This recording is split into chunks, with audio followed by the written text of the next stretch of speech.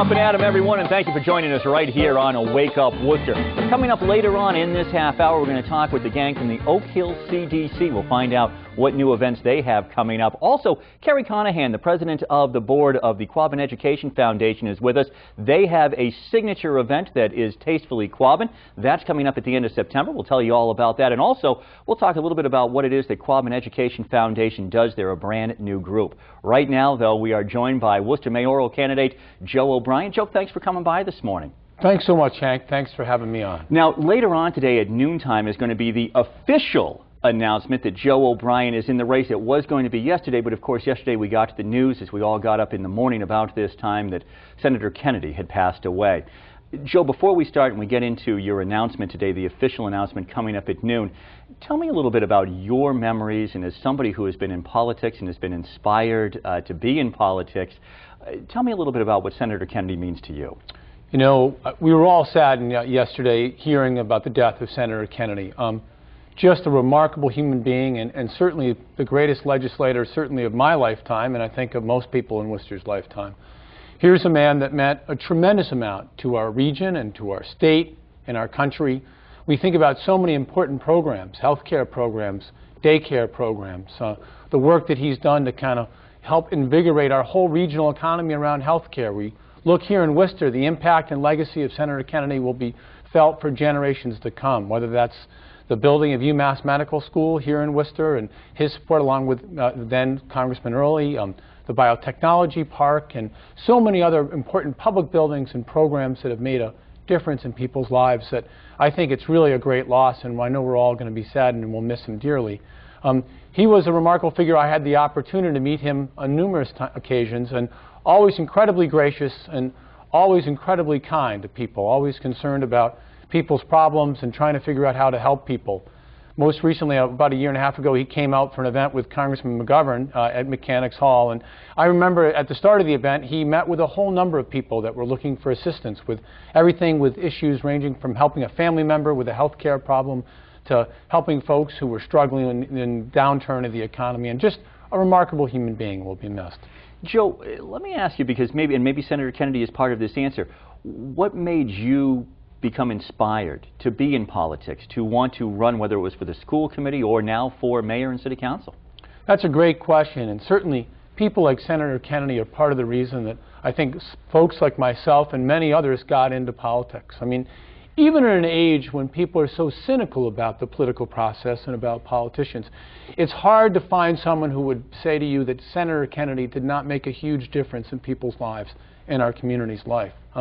And I was inspired by the work that he's done, having read about him over the years and having opportunities to meet him, inspired to become part of and enter into public service and to try to make a difference in people's lives. I mean, I remember actually when I first decided to run for school committee and thinking about people like Senator Kennedy, about maybe we could emulate some of the great work that they've done in a small way and make a difference in people's lives. So certainly. Well, a big part of your story, Joe, is always the fact that you're somebody, as people say, walks the walk as well as talks the talk. You're somebody who really seems to think globally but act locally, and that's just a part of who you are. It seems to me that that's part of the Kennedy legacy as well, that those who have been given something are able to give back to the community. That's right. You know, with the recent death of Ethel Kennedy, we heard such great stories about all the great work the Kennedy family has done, you know, and I'm sorry, Rose Kennedy, I believe it was. Eunice Kennedy.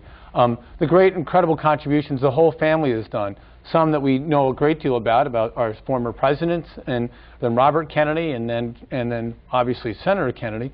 But clearly the whole family has this great legacy of service, and that idea of, much like myself, having been given great opportunities here by our city, for example. I was the product of a great public school system that has given me great opportunities and skills to be successful in the world. I feel we have an obligation as individuals who live in this city to make sure our kids have those same opportunities. And as we talk a little bit about my neighborhood and about the work I've done, a lot of that has been inspired as an obligation to kind of give back to a community that's given me so much. Yeah, and now you've picked a school today to make your announcement, your official announcement that you're running for mayor. And tell me a little bit about that politically. You're somebody who's a well-known political organizer. We've known for a while that you're running for mayor, but now we get the official announcement. Why do we have an official announcement if we've known for a while that you're running? Yeah, great question. You know, we have an official announcement, and most political folks do, because it's an opportunity to get out there and explain and articulate in a comprehensive way, kind of an initial opportunity to say exactly why you're running and what are the motivations and things you believe in, and to give people a sense of what you're going to try to do in that campaign, and then if you're elected into public office, what you'll try to accomplish. All right, I'll bite there. And well, I don't mean to cut you off, but I mean, so what does Joe O'Brien believe in? What are we going to hear at noontime today? Well, great stuff. Well, first of all, I chose Doherty High School because it's the school where I graduated from. That's the school that introduced me into politics.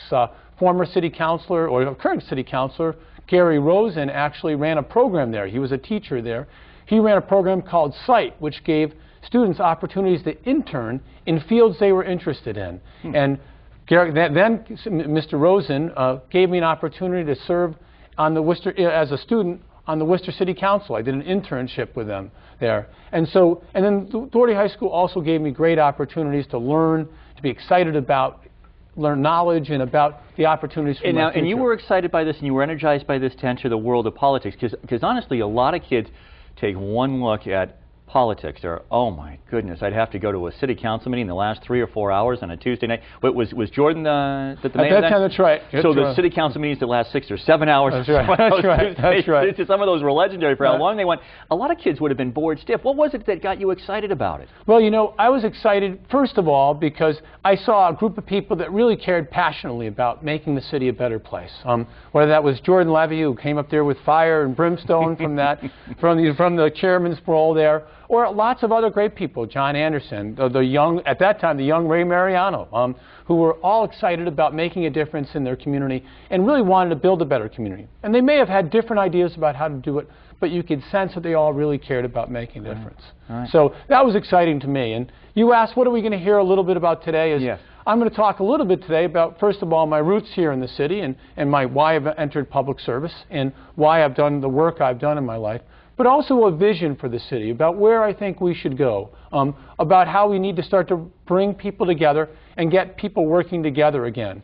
I'm using kind of the terms of partnership, about building partnerships where people are working together, and about accomplishments and about being focused on results. So Joe, we hear those words from so many politicians. Why should people believe that it's more than just words from you? Well, I like to say that I'm running on my record, a record of bringing people together, whether that was in my Main South neighborhood, where I brought people together to improve our park and rebuild housing and reclaim vacant lots and make our community safer, or the work I did in the school committee to bring folks together to create new health programs, lower dropout rates, and improve academic achievement levels, or the work I've done with the congressman to start things like the Worcester Tree Initiative to plant trees in the devastated areas of Burncoat. I have a record of bringing people together and getting things done. And I think that's the difference, I believe, is there's a real record of accomplishment that I'm running on. Do you also, because we talked about the fact that you were excited as a young person to get involved in politics, and you saw the energy that some of these councilors brought to it, and you're talking about a vision for the future now. Do you feel that over the last couple of years that this city council and that the leadership that we have now is not energized or is not leading us in the right direction? Yeah, as I go door to door, I've been out campaigning now for about 6 weeks, going out every evening to talk to voters. They talk to me about how they're concerned about the direction the city's going in, and they're concerned that we have more of divisive leadership, where people aren't working together. They're not figuring out how to build coalitions and how to partner with the business community, with their neighborhood groups, and with other levels of government to get things done. I get a real sense from people, they feel we need a leader who's going to bring people together. And as I like to say, it's okay for an elected official or a mayor to say no or to explain or blame others, but mayors also have to lead. They have to provide real ideas and take real action to move the city forward. At the end of the day, we need to be measured by accomplishments, not about whose fault it is or what we can't do. Mayors need to say what we can do and then bring people together to move them forward. Joe, I appreciate your coming by this morning. We'll come out and see you at noontime today as well. Looking forward to that announcement. Thanks so much, Hank, and thanks for your time. Appreciate it right here. Joe O'Brien with us. And coming up, we're going to hear about Quest.